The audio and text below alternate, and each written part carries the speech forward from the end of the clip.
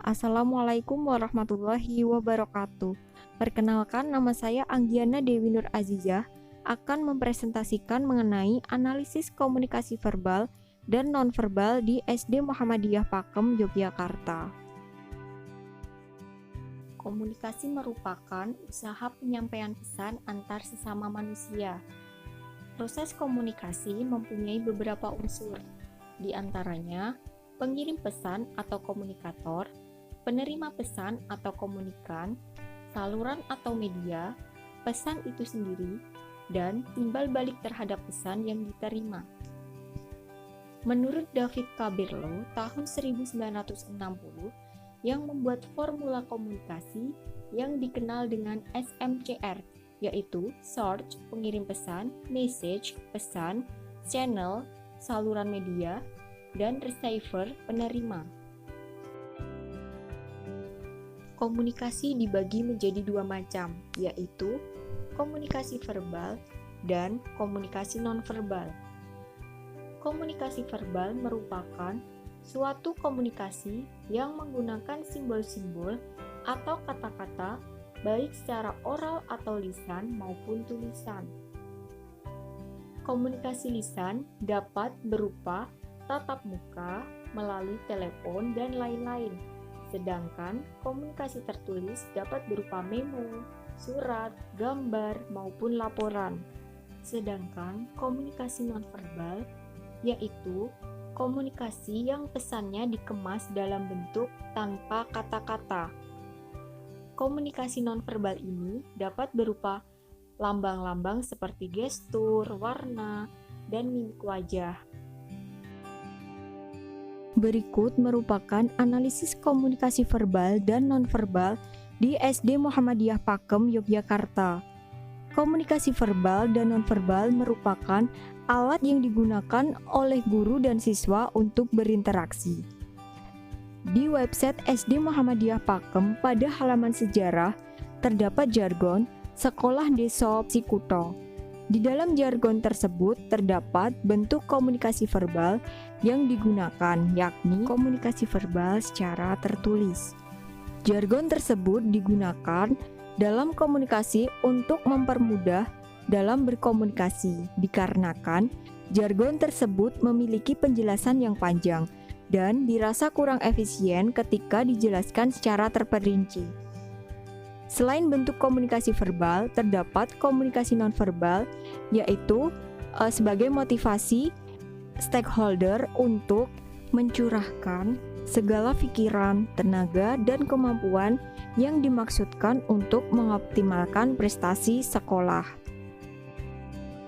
Di SD Muhammadiyah Pakem terdapat beberapa ekstrakurikuler seperti tapak suci, English Club, tilawah, jarimatika, panahan, renang, tari, PKS, dan lain sebagainya. Di dalam kegiatan ekstrakurikuler, terdapat interaksi antara pembimbing dan peserta didik. Pembimbing berbicara kepada peserta didik mengenai materi kegiatan yang dilakukan dan merupakan komunikasi verbal secara lisan.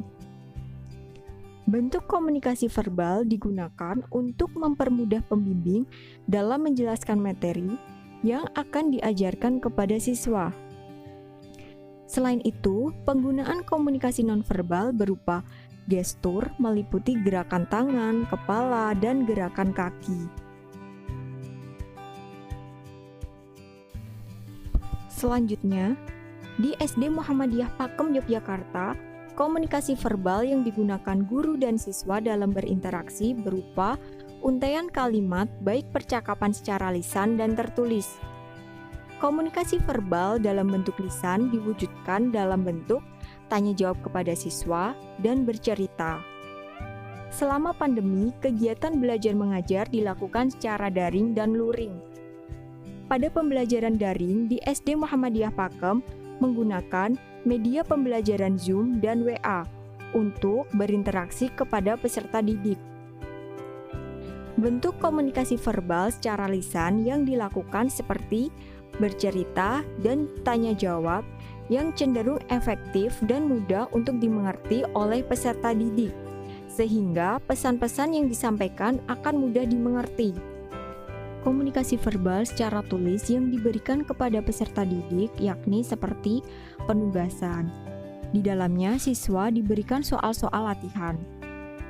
Kegiatan belajar secara luring dilakukan setiap 2 minggu sekali.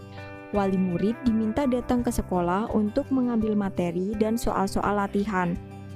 Komunikasi yang terjadi yakni berupa komunikasi verbal dan komunikasi nonverbal antara wali murid dengan guru. Guru memberikan penjelasan dan penguatan. Secara umum, peserta didik akan lebih semangat ketika diberikan penguatan seperti pujian ketika mengumpulkan tugas tepat waktu. Pujian tersebut disampaikan kepada wali murid pada saat wali murid datang ke sekolah. Bentuk komunikasi nonverbal yang terjadi berupa gestur, anggukan kepala, bersalaman, dan ekspresi muka seperti tersenyum. Hal itu berfungsi untuk mengendalikan sebuah interaksi dan memberikan penekanan untuk memastikan bahwa makna sebenarnya dari komunikasi verbal dapat dimengerti dan dapat dipahami. Komunikasi verbal dan komunikasi nonverbal, keduanya saling melengkapi satu sama lain dan saling membutuhkan guna untuk mencapai komunikasi yang efektif. Sekian penjelasan mengenai analisis komunikasi verbal dan komunikasi nonverbal yang dapat saya sampaikan. Wassalamualaikum warahmatullahi wabarakatuh.